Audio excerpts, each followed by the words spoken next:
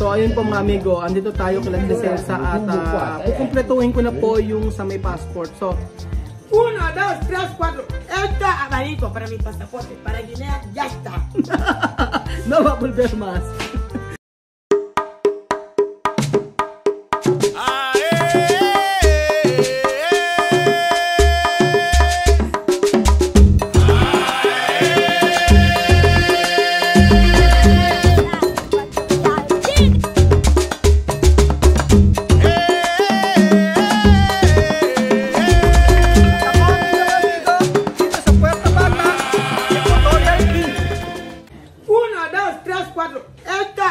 Para mi pasaporte, para Guinea ya está.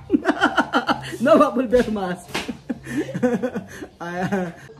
So may nakikita po kayo dito na bumabalik na po ang buhok ni Tia Celsa. Buenas tardes, guapa. Hola, buenas tardes. Qué guapa hoy. Ay, mucho bañar. Mucho bañar. Mucho agua, mucho agua, mucho agua, mucho agua, mucho.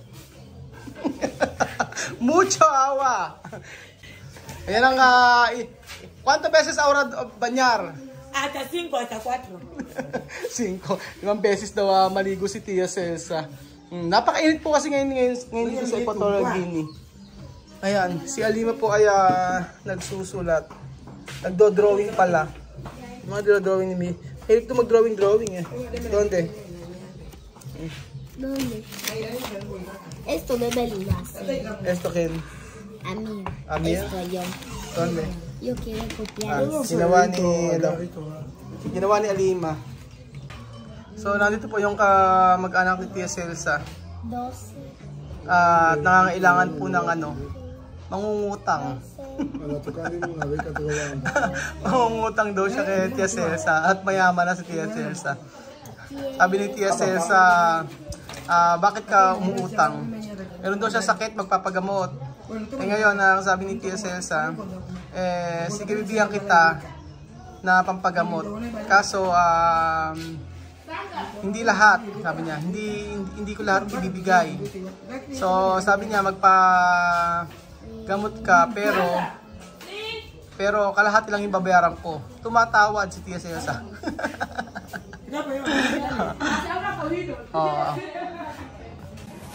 So, ganun po mga amigo. May nagturo din po sa akin yan na isang kaibigan natin sa Taiwan. Sa Japan. Ang sabi niya ay, kapag may nangungutang sa'yo, tawaran mo agad. Kalahati agad ang tawad. Nakakatawa, no? Oo. Sabi niya, sabi ko isang araw, Ate Mayan, may umuutang sa akin. Anong gagawin ko? Sabi niya, anuhin mo agad, kalahatiin mo agad yung tawad. Sabi niya ganun sa akin. Kalahatiin mo agad. So kung hindi ka man mabayaran ng buo, yung ibinigay mo, at least alam mo na nakatawad ka. Kaloko, no? Shout out sa'yo, Ate Mayan ng Japan. Ayan na si... diba? So kayo ano po ba ang ang style nyo kapag may umuutang sa inyo? Black agad. Matakot kayo sa salitang kumusta. Pag salitang sinabi na kumusta po kayo, ibig sabihin po nun ay may kasunod na po yun. Di ba pwedeng mangusta lang? Biro-biroan lang naman po yan mga amigo. Pero sa katotohanan ng buhay talaga, nangyayari po yun mga amigo. So kayo po mga amigo, ano po ang style nyo kapag po may humihiram sa inyo? Ako kasi,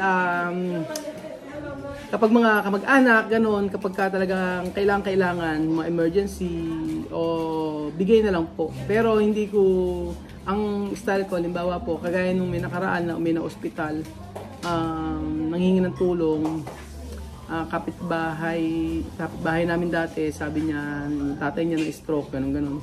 Sabi ko, eto ka ako, yun lang kaya ko itulong para sa iyo. So, ganun po, ang aking style. Minsan, pagka mayroong nag-aano sa akin ng online, yung nag-message, syempre hindi ko naman kayang pagbigyan lahat.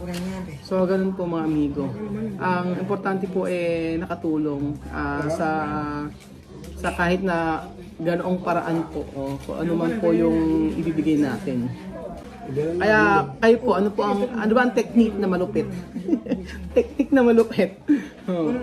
Technique na malupit sa pagka may humihiram po sa inyo. Tawa lang talaga ako kay Ate Mayan kung sinabi, kalahatiin daw agad, ang tawaran daw agad.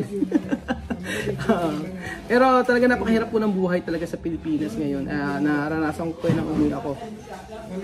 So, yung mga nabigyan ko dati nang umuwi ako ng Pilipinas, talagang thank you. Sabi niya napakalaki na yung bagay, napakalaki sa Pilipinas yung 1,000, 2,000, ganyan. Napakahirap kasi napakamahal ang bilihin sa Pilipinas. So, I pray talaga na maging maayos ang ating ekonomiya sa ating bansa. So dito rin po ganun. Meron nga sabi ang Equatorial Guinea daw po ay malakas daw. Mas mayaman daw po sa Pilipinas. Totoo po yun, mas mayaman ito kasi may langis dito eh. Yun kung nasusukat po sa sa GDP ba? GDP.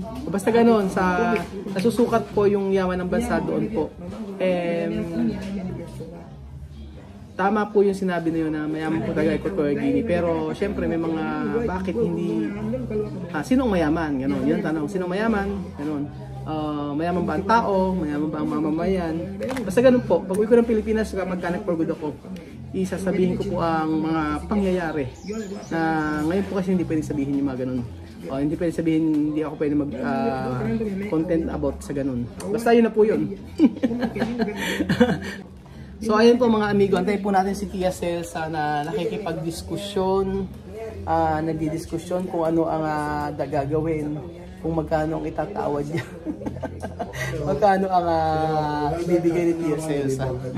Kailangan magpagamot daw. Hindi ko alam kung ano, kung ano sakit niya. Pero nagpunta dito, marami po dito kay Tia Celsa. Nilalapitan na po siya ng mga tao dito. Nilalapitan po siya dito na tulong.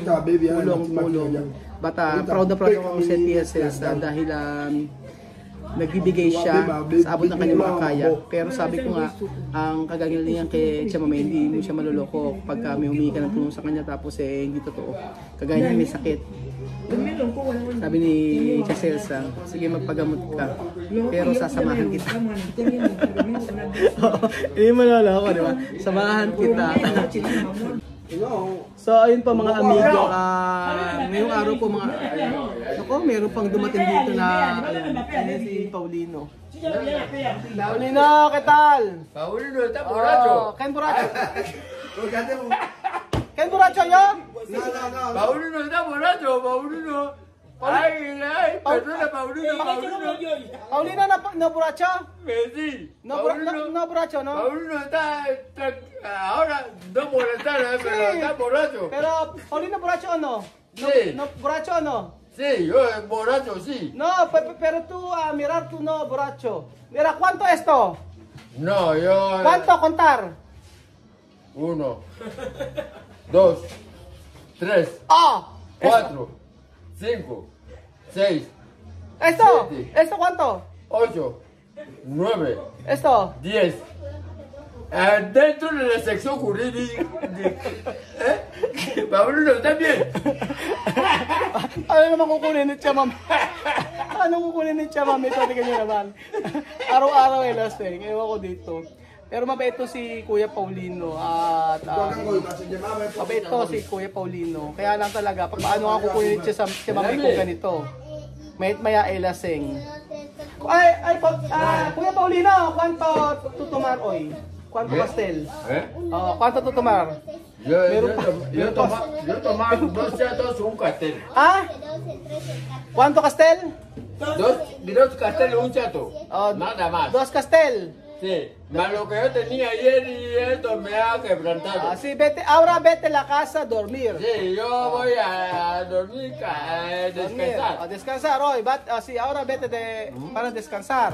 Sí. Ajá, sí, descansar, ¿vale? Sí, vale. ¿Tú quieres tomar más? No, yo quiero tomar, sí. Yo quiero tomar más. Mejor a descansar. No, ¿vale? yo quiero tomar más para descansar bien. Ay, naka. So ayun po mga amigo, andito tayo kay Tia Celsa at kukumpletuhin ko na po yung sa may passport. So naayos na lahat ng requirements, naayos na kumbaga, ang ginawa po namin mga amigo ay dumirekta po kami sa pinaka-hepe at medyo mahal po yung babayaran. sa loob po ng ilang buwan na pagkuha ng passport, ang presyo po ng 3 passport ay umabot po ng, hulaan nyo kung magkano. Hulaan nyo po kung gaano kamahal po yung passport ng 3 tao dito. Umabot po ng 30,000 pesos. Diba? Napakamahal. So, mas mahal pa po sa presyo ng, mas mahal po yung passport ni Tia Celsa. Kasi kumuha pa siya ng national ID, kung ano-ano. Pero ngayon, 3 passport is 30,000 pesos. So, pinabilis po yon. Pero pag kukuha ka ng normal na passport at para kung hindi ka nagmamadali, kung gusto mo nga after 2 years pa makuha yung passport mo o 1 taon, siguro po nasa 2,500 pesos. Ganun po mga amigo. Kaya grabe no? Grabe, sobrang mahal ng passport. So dati nag-share ng blessings si Ate Jenny. Nagbigay siya ng dagdag daw sa passport. Dati po yung kay Chamame. Pero thank you Ate Jenny sa ibinigay niyong blessing. Pero grabe no, iisipin niyo 30,000 pesos. So mahal pero at kailangan na namin kailangan na makuha. So eto na po mga amigo yung last na pagbabayad ko ng sa passport. Nung una nagbigay po ako ng 15,000 pesos. Nagbigay po ako ng 15 wala daw galyeta. Wala galyeta? Wala raw bang biscuit, sabi nga ni Mamod. So, nagbigay po ako ng 15,000 pesos dati, tapos ngayon po ay 15,000 po uli. Ay, hindi lang 30,000 mahigit kasi yung mga, siyempre mga pamapamasahe, tapos yung last 30,000, 31,000 mga ganun, 31,000, 32,000 mga ganun po mga amigo na inabot ng ng passport. Pero ito na po yung huling pagbabayad. So ngayon po ay after 2 to 3 days ay makukuha na po ang passport. Tapos na. Ito ay sabi ni Tia Celsa, 2 to 3 days po ay makukuha na ang passport. So kapag hindi na po ako naniniwala na 2 to 3 days. Hindi na ako naniniwala 2 to 3 days. Akala, baka po siguro baka ewan ko kailan pero hindi ako naniniwala 2 to 3 days, ha? Ito kira, nangingi ng galletas, teka. 1, 2, 3, 4, 5, 6, 7.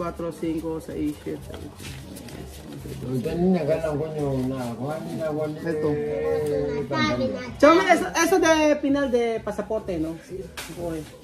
Después Muchísimas gracias. ¿Qué has dicho? ¿Qué decir? Muchísimas gracias. Así misma, ¿de va? Muchísimas gracias, muchísimas gracias. Mucho. Mucho. Falta poquitito. Coge de pasaporte. Y ya está. Ya está. Y ya está. Muchísimas. Ay, muchísimas gracias. Falta poco. Pero eso es la verdad, ¿ha? No va a mentir. Cuando tú dar esto, después dar. Sí, no mentir. Mentir. Sabi, kapag binigay itong pera ay makukuha na. So, sabi niya, kaliwaan daw eh. 2 to 3 days daw nung sinabi niya nung isang araw. Pero pagka binigay na pala yung pera, kaliwaan, ganun. Bigayan po mga amigo. So, chámame, no mentir. Cuando tú dar esto, coger de pasaporte y está. Ajá. Él va a llevar, ¿no? Porque esta gente está en pueblo. Nasa pueblo po kasi yung mataas na yung jefe nila. So, ganoon. Ito na po yung last na pagbabayad namin at nagawa na raw po yung passport at inaantay na lang yung bayad. So, napakabilis lang kapag ka talaga sa pisa jefe. Misma, falta poco! Quiero mirar sorpresa, ¿no? Sofía no cree. Ay, mi Sofitita. Sophie, falta poco de pasaporte. ¿Cómo se dice? ¿Cómo se dice? Muchísimas gracias. Ahora Sophie tiene pasaporte. So ayun po mga amigo, maraming salamat po sa panonood ng video na to at kita-kita tayo uli bukas. Adios hasta mañana.